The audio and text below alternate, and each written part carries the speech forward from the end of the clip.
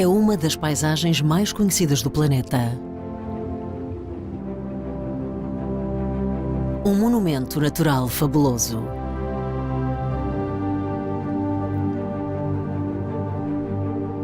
...450 km de comprimento, 30 km na sua parte mais larga,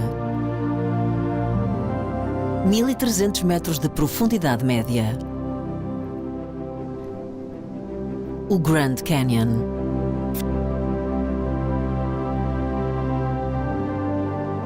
Há várias décadas que o casal de geólogos Carl Karlstrom e Laurie Crossi o percorrem e estudam. Pois o Grand Canyon está repleto de histórias e mistérios. A sua idade e a sua formação são debatidas há 150 anos. E por vezes esquecemos-nos que conta a história de 2.000 milhões de anos da Terra.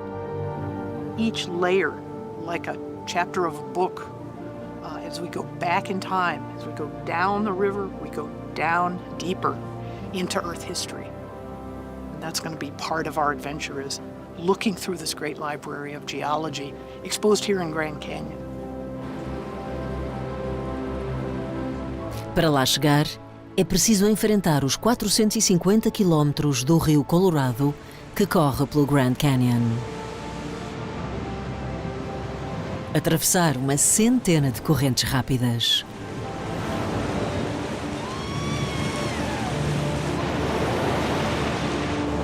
Carl e Laurie são os melhores especialistas.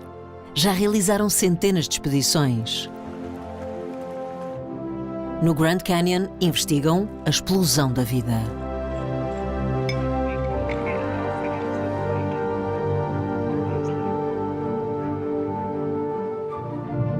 Estudam períodos fascinantes da história da Terra e interessam-se pela formação do continente americano. Time aspect of this trip is difficult. It's still difficult for geologists to put your mind through all the time that our planet has gone through to get to here we are today. Mother Earth has provided us with places where the secrets are told a little more clearly, and Grand Canyon is one of them. Ao longo de 8 dias, Carl e Laurie vão levar-nos numa viagem para descobrir o Grand Canyon e as histórias que tem para contar.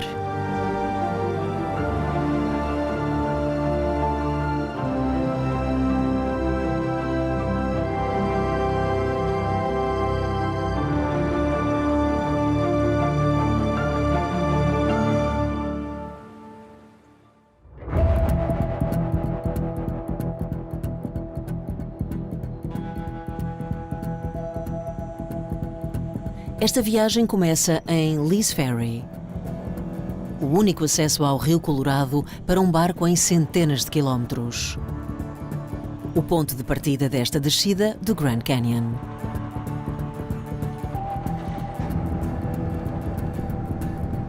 Glades Arn é river runner há 15 anos. Toma conta da navegação, do barco e garante o sucesso da viagem. É amigo de Carl e Laurie, um apaixonado pelo Grand Canyon.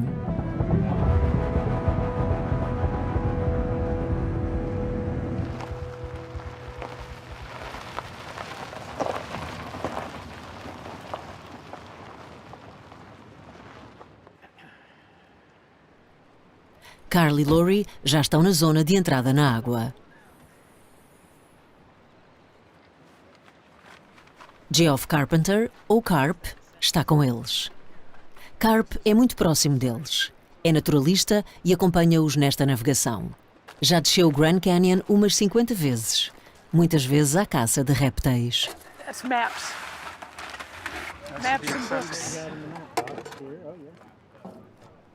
Isto não é nada em comparação com as centenas de viagens que o casal de geólogos já fez. So once we launch, we are on this river and we're in this canyon. It's getting deeper and deeper above us, and we're self-sufficient. Everything we need, we hope we have, and whatever we didn't bring, we don't need. I'm guessing we have more than we need. Yeah, I hope so. But it's a marvelous trip, and it's adventurous. But we'll see a lot of white water and a lot of flat water. And then, so for tomorrow night, so we're here at River Mile 0. Where's 0? There it is. Lee's Ferry é o ponto de entrada no Grand Canyon. A saída fica a 450 km dali. Não há outra saída até ao quilómetro 360 no Diamond Creek.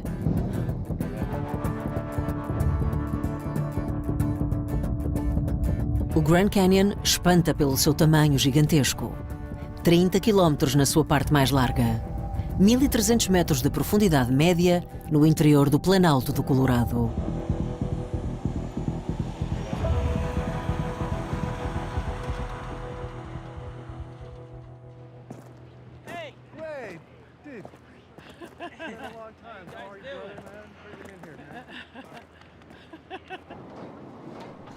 São necessárias algumas horas para lançar o barco, para o preparar, para o carregar para 8 dias de navegação e acampamentos. Serão 5 a partir para o Grand Canyon. Carp, Carl e Lori, Glade, mas também Amy. É River Runner como ele e vai ajudá-lo.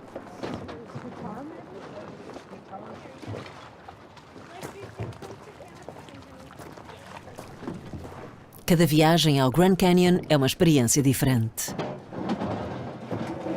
Every trip is like your first time. Every trip is like your first time. Every trip is a unique trip, but it's all one trip. Yeah. Part of the journey. Every single trip is so exciting. You can do it 100 times like I have, and then this trip will be its own trip. Everything's different. New things you discover, new people you go down the river with, new science, new ideas come along.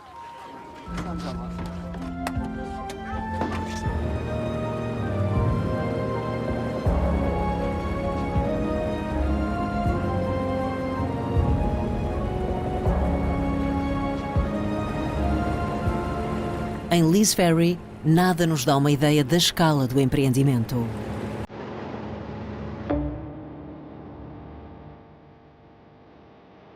Mas o Grand Canyon toma forma apenas algumas centenas de metros após o início. Good morning, Grand Canyon! O Colorado está a cortar rapidamente o Planalto e o peso dos penhascos já se faz sentir.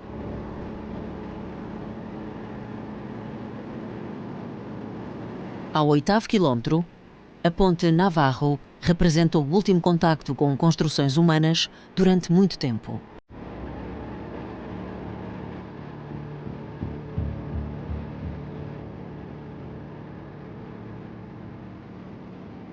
A ponte está ancorada na camada geológica superior do Grand Canyon, o seu cume, por assim dizer. The beauty of this river trip is as we go down the river's cutting deeper into older and older layers. And they present themselves, they introduce themselves to the geologist, to everyone. Each layer has its own name, its own story, its own history that we wanted the geologist, the detective, has to figure out. But this particular first layer, it's called the Kaibab limestone. And it's right here, right beside us. It becomes the rim of the Grand Canyon, way up above us, once we get into the depths of Grand Canyon. Esta camada é a primeira das cerca de 20 que fazem do Grand Canyon o maior laboratório geológico do mundo. O rio revela-as à medida que se vai navegando. E seguem-se umas às outras segundo um princípio comum. As mais recentes ficam por cima das mais antigas. De 270 milhões a 1,8 mil milhões de anos. A viagem leva a tripulação a recuar no tempo, seguindo os passos dos estudos de Carl e Lori. A misteriosa explosão da vida há 500 milhões de anos. A espantosa Terra Bola de Neve, um período em que a Terra ficou totalmente coberta de gelo. A formação dos continentes quando chegam às profundezas do tempo, revelada pelo Grand Canyon.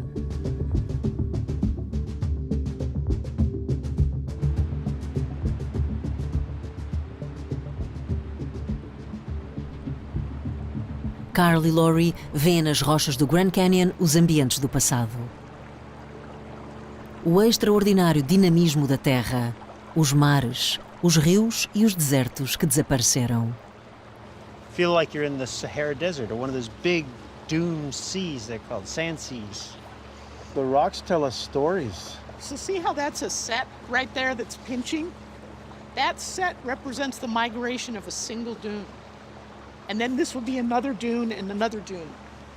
So when you have interfering sand dunes, it leaves this beautiful record, like footprints of a sand dune. Mesmo para Carl e Lori, ler o Grand Canyon não é fácil. Os tempos antigos misturam-se com os tempos mais recentes.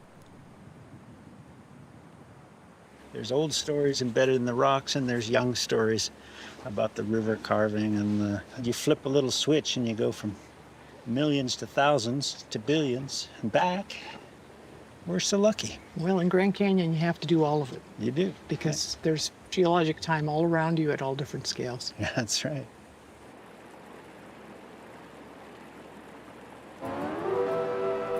Estes primeiros quilómetros marcam o ritmo da navegação. O Colorado corre a uma velocidade de 6 km/h e deixa uma média de 1,5 m por quilómetro. Seria de esperar um rio tumultuoso, mas o Colorado é um rio tranquilo.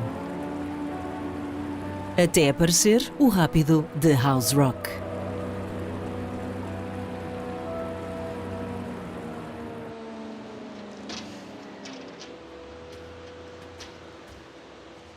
House Rock. House Rock. The first big boy. First big one. Well,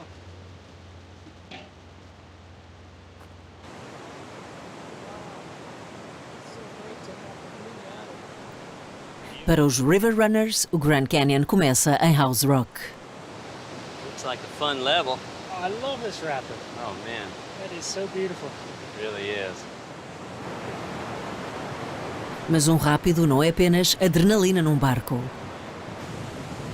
Um rápido é uma paisagem em construção. Uma paisagem em ação. E a prova de que o Grand Canyon está cada vez mais amplo e profundo.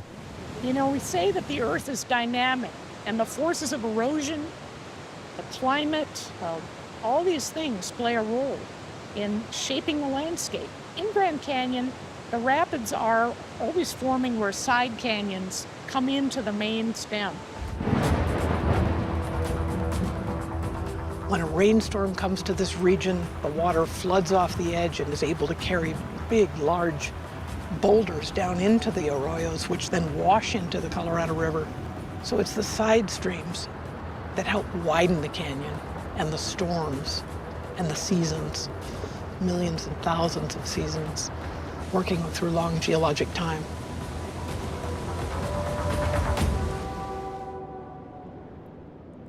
E estes milhões de tempestades, estes milhões de estações que desagregam as paredes dos desfiladeiros, moldam dia após dia esta paisagem tão espetacular.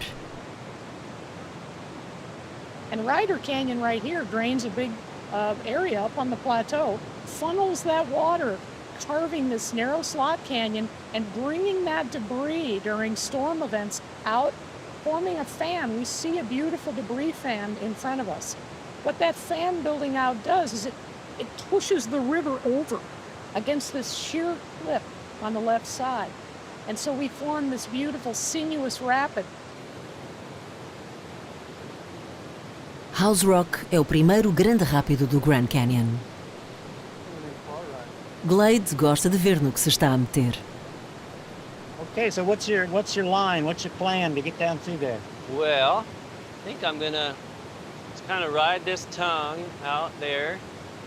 Not too far left, because right kind of in the middle of the rapid, there's a big old ledge that can take a motor off. So kind of go down straight, start to turn, and then get the motor back out into the deep water, and then try to just kind of nose into each one of those waves. the rapids are really dependent on water level, you know, and down here the water fluctuates on a day-by-day basis. It's like this month, for the rest of the month, they're doing 9,000 cubic feet per second, all the way up to 17,000. So if you're on the low water, you know, you have half the river that you would on the high water. And it kind of just depends on the topography of the rapid and the landscape around it. Sometimes the high water makes the rapids really big. In other rapids, the high water will make them kind of go away. But this one, it's kind of big no matter what.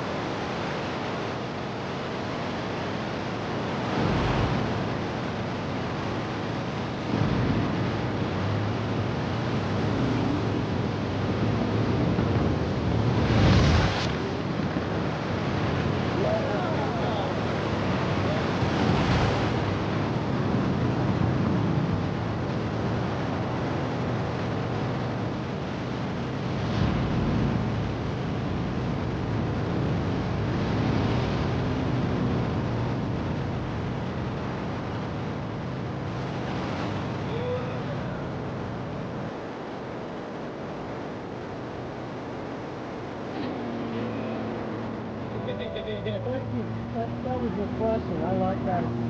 Hey, Buddy.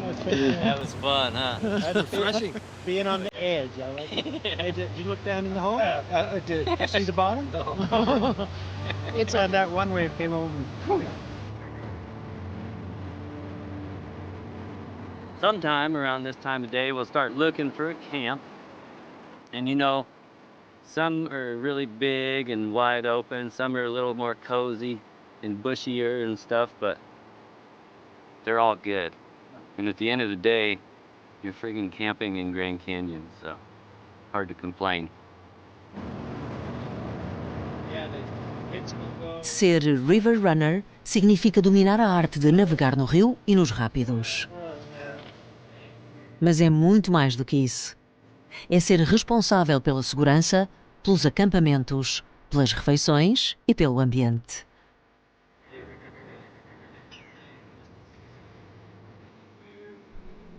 Acima de tudo, os river runners estão entre os maiores conhecedores do Grand Canyon.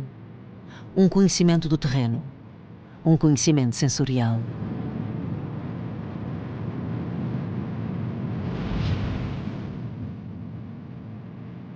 It's like a dance between your angle and momentum and the power that you might have versus the power of the river.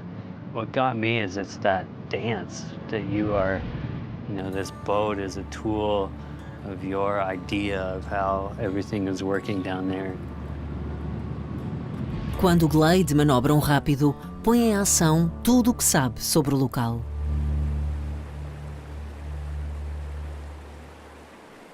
É um sentimento partilhado pela comunidade de River Runners.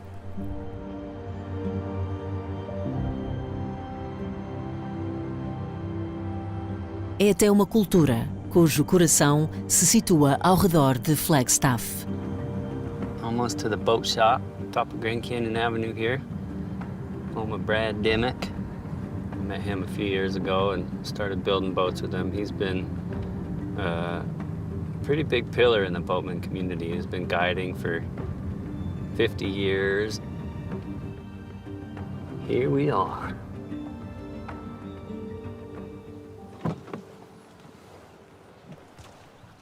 Ser river runner é uma atividade sazonal e no inverno Glade trabalha com Brad Dimmock, um amigo de Carl, uma figura incontornável desta cultura do Grand Canyon, da qual é o historiador e a memória.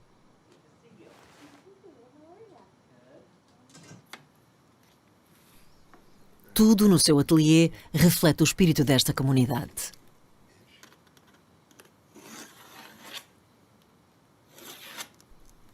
Brad Dimmock constrói barcos de madeira, alguns com planos originais, outros cópias de barcos famosos.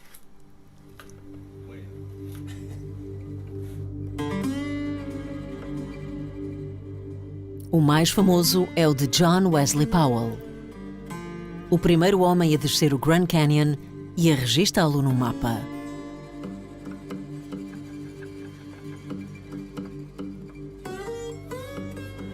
Powell boat is a pretty cool boat. They look like this. And they've got that beautiful round belly and a keel goes along the bottom. So they go straight really well, but they don't turn very good, which has turned out to be a problem in Grand Canyon. But Powell was going with the best thing he could come up with. But he wasn't really that interested in a boat trip. It was just the only way he could get through this wild, great unknown, as they called it, part of the American continent that had no maps. Nobody really knew what was out there. Em 1869, John Wesley Powell partiu para o Grand Canyon. Não era um aventureiro, era um cientista e um pioneiro da geologia na América. Naquela época, o Grand Canyon era o último pedaço de terra inexplorado nos Estados Unidos. Não sabia o que iria encontrar ao descer o rio. Arriscou a sua própria vida e a dos seus homens, mas descobriu um lugar espantoso cuja importância compreendeu imediatamente. Landscape that was very new to everyone, really, not just the American public. And it was considered horrible, ugly, dangerous. Why would you ever go there? And it was Powell that began to describe it and describe its beauty and its geologic significance that really changed the American perception of Grand Canyon. And Grand Canyon itself is first described from the bottom up, but he brought the canyon country and Grand Canyon in particular into the awareness of the American public and the world. A sombra de John Wesley Powell ainda paira sobre o Grand Canyon. Os relatórios das suas expedições são lidos por todos os River Runners. Os nomes dos lugares ainda carregam a sua imaginação.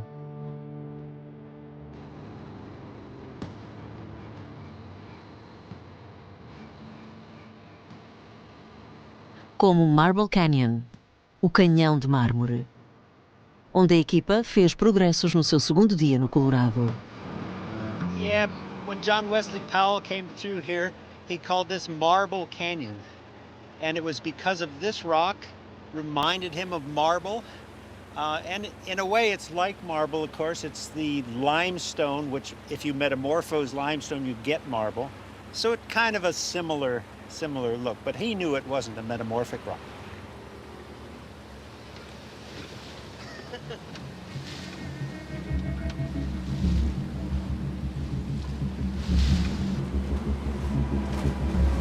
O nome sugestivo, Marble Canyon, vem de uma camada que aparece no quilómetro 36. A camada Red Wall.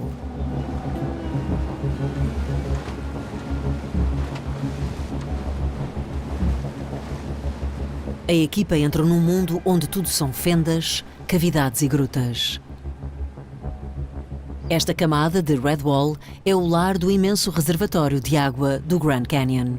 É muito difícil de localizar.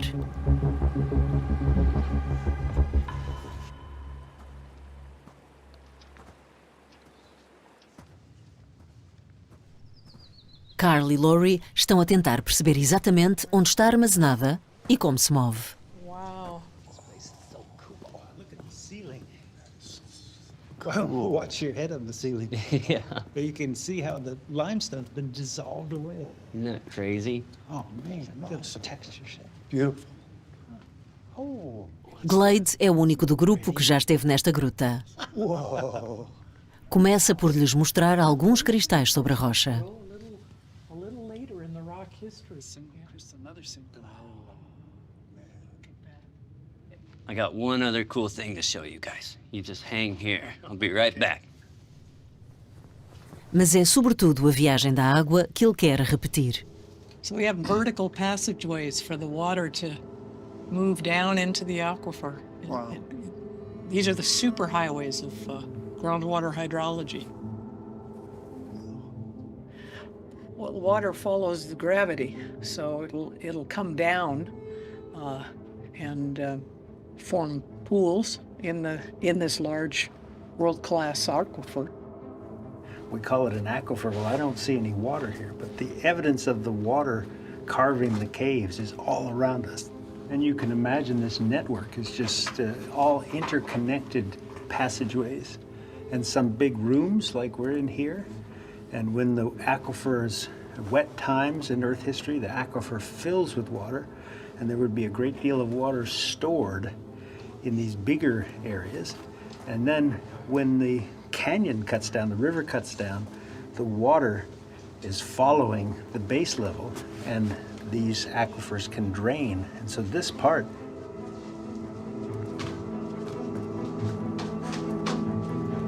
Wow. Sweet.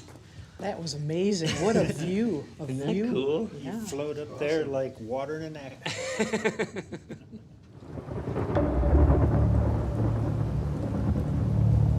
Quando cai chuva ou neve no Planalto do Colorado, a água não se acumula. Erode a paisagem, infiltrando-se diretamente no solo.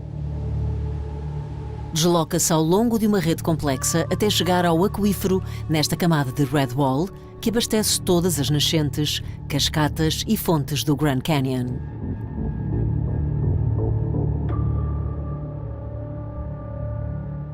A alguns quilómetros a jusante da gruta, Laurie estuda uma nascente em particular. A Fence Spring.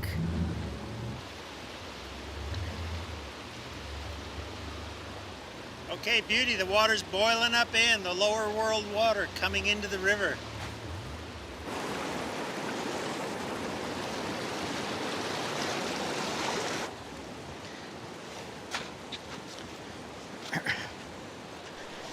Laurie recolhe dados aqui há mais de 10 anos. De cada vez que descem ao Grand Canyon, recuperam a sonda que instalaram em Fence Spring.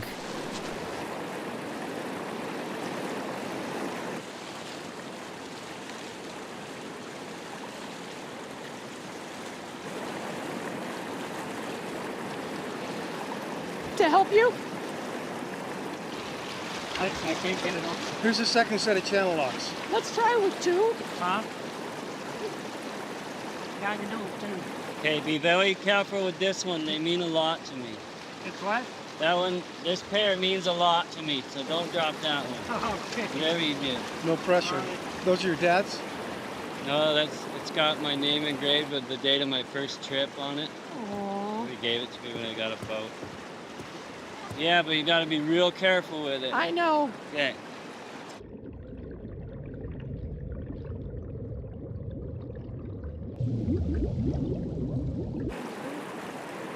Woo! There she blows. So we'll replace it. Yep, Coming out, coming out. giving us information. Fantastic. All right, it's artesian, called artesian pressure. It's coming up with great pressure from deeper in the earth. But this water, if we look at its chemistry, we find out that its isotopes tell us it came from that side of the river, rain and snow that fell thousands of years ago. Laurie perguntava-se há quanto tempo é que esta água corre. Está a tentar reconstruir a sua história, pois as implicações são fundamentais numa região desértica. There it is. It turns out that that's a more complicated question than you might think. This water actually is a mixture of different fluids. And those fluids have different lengths of time that they reside in the earth. Some of the water is traveling very fast, and some of the water has been in the earth for thousands of years. So what we have here at the spring is a mixture. When we look at the springs in Grand Canyon, there are literally hundreds of springs throughout the canyon. Of all of those hundreds of springs, they're all important for local ecosystems.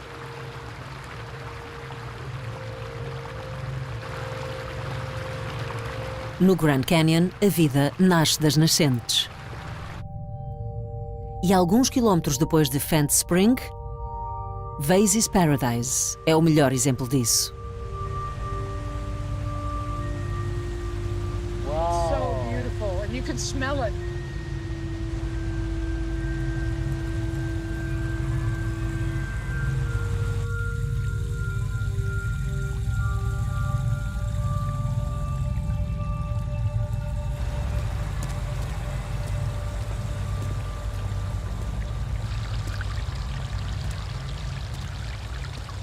When John Wesley Powell got here and saw this lush vegetation, he thought it looked like a paradise. And as a consolation to his friend Vasey, who couldn't make the trip, he named it Vasey's Paradise. They'd had a rough time till here. This looks like a paradise compared to a lot of the places they had to go through. Estas nascentes são oásis no deserto. Constituem apenas 0,01% da paisagem do Grand Canyon, mas contêm 500 vezes mais espécies do que a área circundante. São ecossistemas raros e delicados. Those springs are a source of narrow endemism, where they're so isolated that the organisms live there gradually change genetically over time and become differentiated from other populations at other springs, so that if they did come back together, they probably couldn't interbreed. And so isolation is an important source of evolution in narrow endemics. No coração do luxuriante Vasey's Paradise, o naturalista Geoffrey Carpenter está à procura da espécie que simboliza este endemismo. É muito pequena e difícil de detectar entre a vegetação. É uma espécie que não se esperaria ver numa viagem ao Grand Canyon. This is a Kanab amber snail. It's an endemic. It only lives here. This is a really unique environment in the Grand Canyon.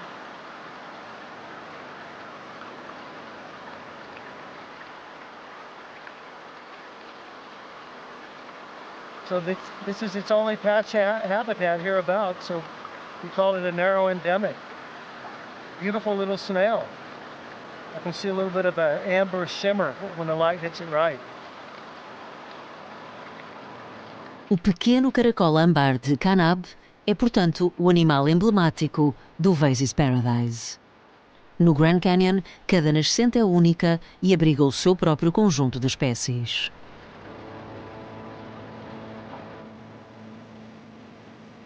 Vasey's Paradise é particularmente rico. Mas poderia ter desaparecido, ter-se afogado, ter sido submerso.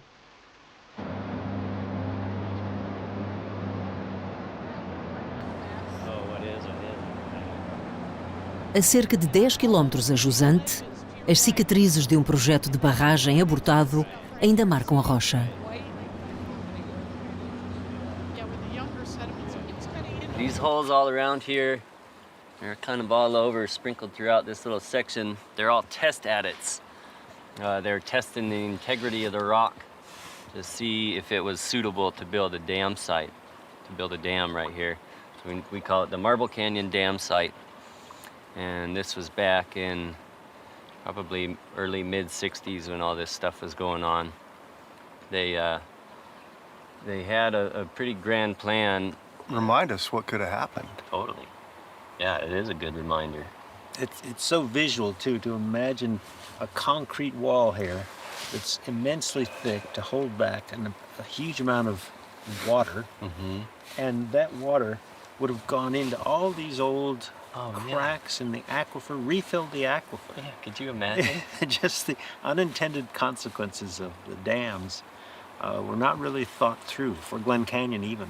Yeah. You know, Lake Mead, these things were not thought through. What's going to happen in geologic time or even decades. Yeah, even a lifetime. Yeah. We still haven't learned to think about the long-term consequences of what we're doing on the planet Earth. Yeah, I think that is kind of the human folly.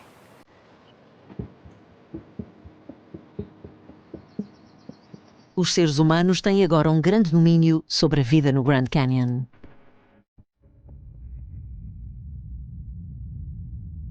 Cada extremidade do Grand Canyon é marcada pela presença de uma barragem gigantesca. A barragem Hoover, a jusante, a maior dos Estados Unidos. E a barragem de Glen Canyon, a montante, a segunda maior do país, que alterou muito a ecologia e o funcionamento do Grand Canyon.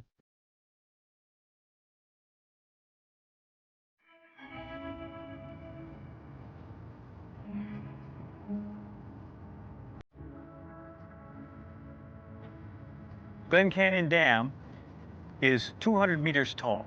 It was completed in 1963, and it provides water and hydroelectric power for 40 million people. The dam tremendously changed the river ecosystem. It separated the river from climate in a way that's really dramatic. The river downstream is still very wild, but it's changed.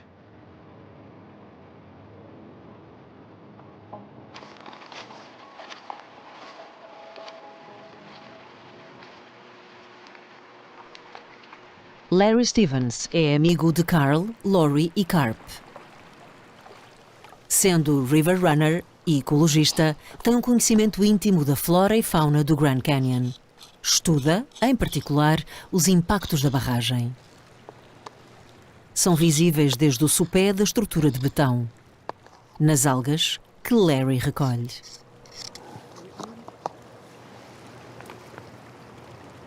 Before the dam, a muddy river here didn't allow any sunlight to reach the floor of the river. With sediment being trapped in Lake Powell and not passing through the dam, we have a clear water river, and the sunlight reaching the floor of the river allows algae to grow. The algae is the base of the food chain here. Invertebrates eat it, the fish eat the invertebrates, birds eat the fish, and we have things like peregrine falcons and bald eagles and osprey now in the river system, all related to the presence of algae.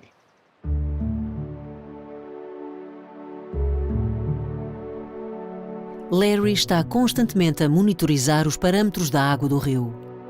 Agora está mais clara e mais fresca. A sua temperatura é muito mais constante. Antes da construção da barragem, podia congelar no inverno e aumentar até aos 29 graus no verão. Como resultado, metade das espécies de peixes indígenas desapareceram. E o peixe corcunda, um peixe adaptado às condições do Grand Canyon antes da barragem, tornou-se uma espécie em vias de extinção que tem de ser salva a todo custo. $500 million has been spent to ensure the longevity and the persistence of humpback chub. Humpback chub are a very odd-shaped fish. They have a big dorsal hump on their backs that many thought were to help stabilize them in very turbulent flow that the pre-dam river had here. The fish has been evolved here over the last 2 million years, so it's a long history of the fish being in the river with very high variation in flows, turbulence and whatnot. O peixe corcunda adaptou-se lentamente num ambiente que foi alterado de um dia para o outro.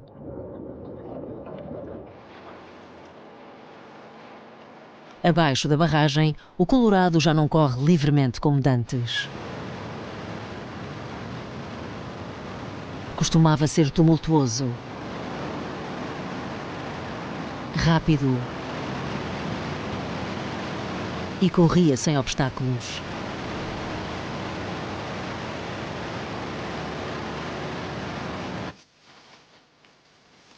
Milhares de anos de inundações deixaram a sua marca nas margens.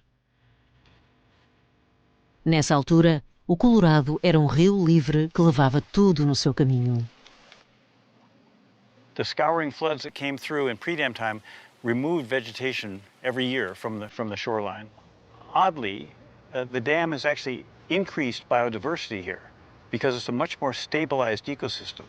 We've actually modified the ecosystem, dampened down the flooding, the scouring that used to happen here, turned it into a very predictable river but that's increased the productivity and also the biodiversity of life in the river.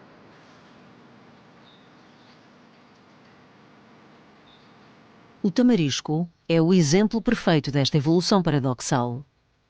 Esta planta invasora surgiu depois da construção da barragem. A sua floração tardia torna-a um recurso essencial para centenas de espécies de polinizadores, que por sua vez atraem aves que ali nidificam às dezenas.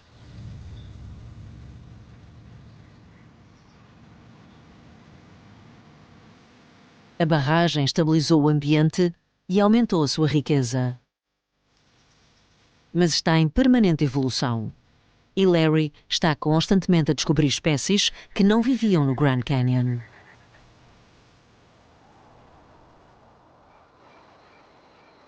I collect what I don't recognize. This is perhaps a legume. I have to take it to a botanist to really get it identified.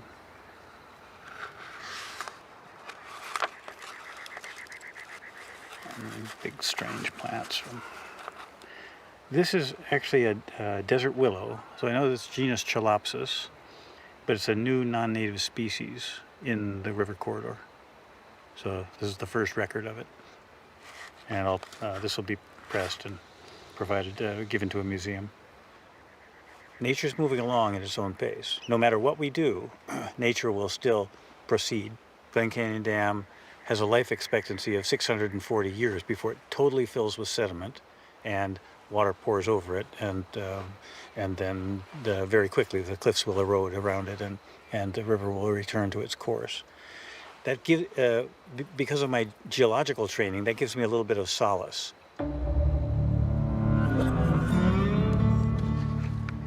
We have an impact here. It might be several centuries, but eventually the river will find its way back and make its way to the sea.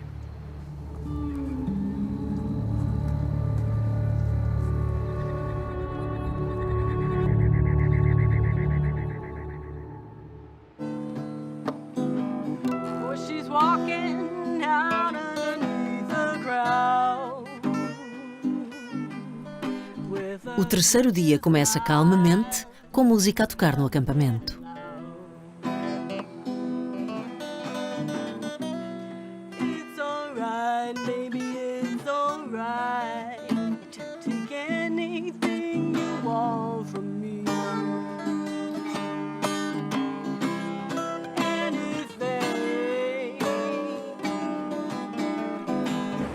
A equipa ainda está a percorrer o Marble Canyon, onde já viviam seres humanos muito antes da construção das barragens. O indício mais antigo da nossa presença no Grand Canyon tem 12.000 anos, mas o mais recente é talvez mais espetacular.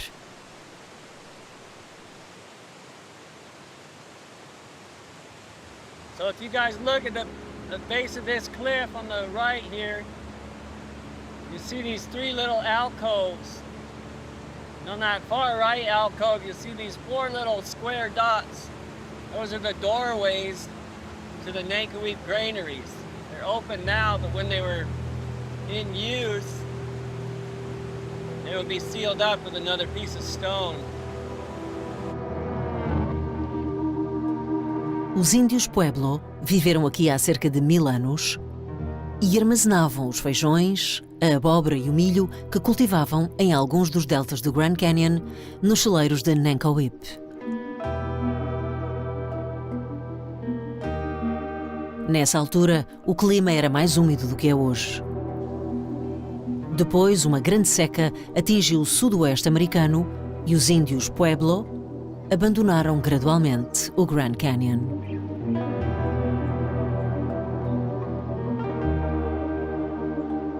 Mas atualmente continua a ser um local sagrado para pelo menos uma dúzia de tribos, especialmente onde os rios Colorado e Little Colorado se encontram.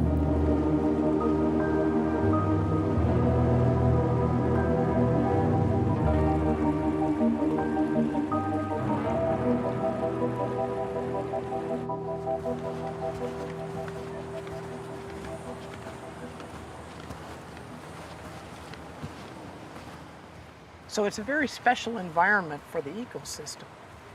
And for the people who have lived in this area, this is an even more sacred place. This is a place where the waters are meeting, the joining of the two waters, sort of the heart and the lungs and the backbone of the region are the water that sustains all life. So their saying is water is life.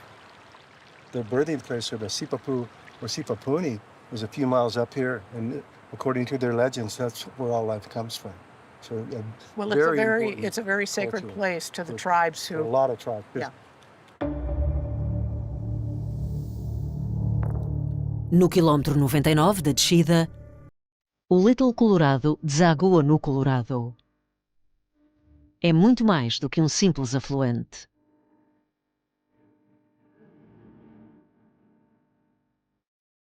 Para muitas tribos, é também o local onde emergiram para o mundo a partir das profundezas da terra.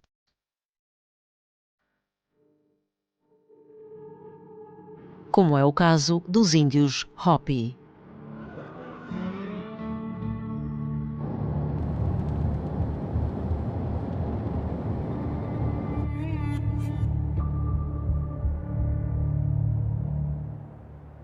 My name is Lyle Belinqua.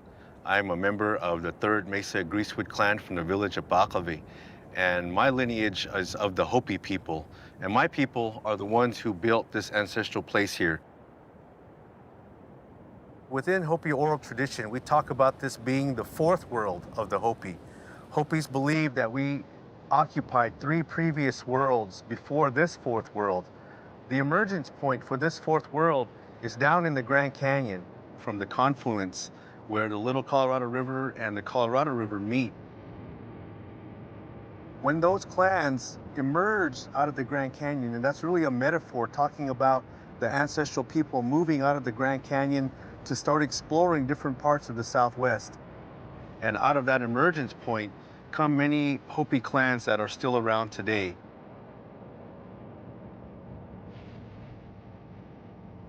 Lyle Belinqua vive nos planaltos que compõem o território Hopi.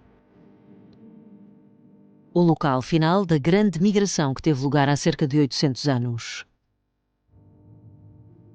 Era uma necessidade face a um clima cada vez mais seco. Os Hopi, oriundos do Grand Canyon, tornaram-se um povo agrícola capaz de cultivar milho em terras muito áridas.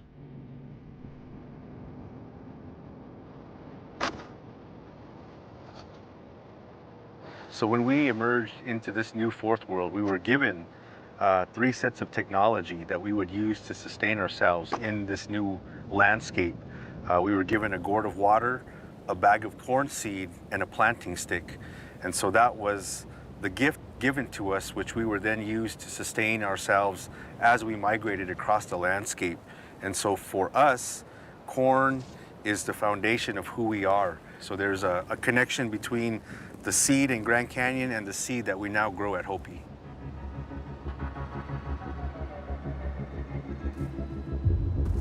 Esta ligação com o Grand Canyon verifica-se em todos os aspectos da cultura Hopi.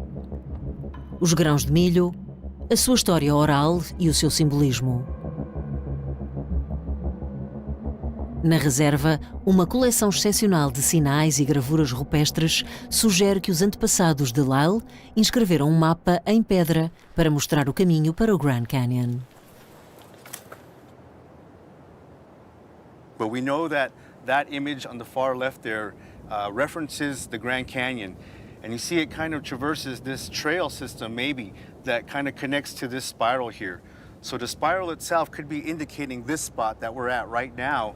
And it's a general metaphor for how you would traverse different landscapes to get from here 70 miles west to the Grand Canyon. And so we remember that history, not just through the telling of this image here, but also by continuing to visit the Grand Canyon in the present day.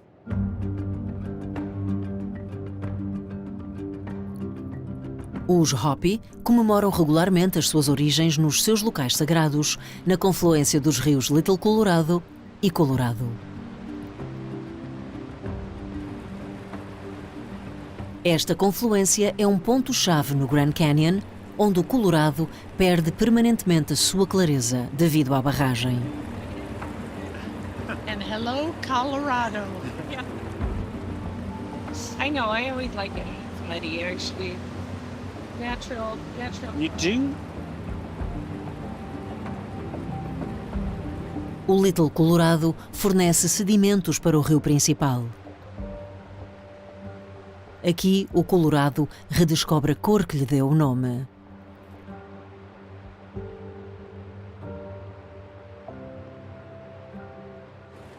And they've been a very narrow, close-walled canyon, and now we're going to start to see farther. We're going to see bigger vistas. We're going to see new strata as we go yet further back in time on the Colorado River.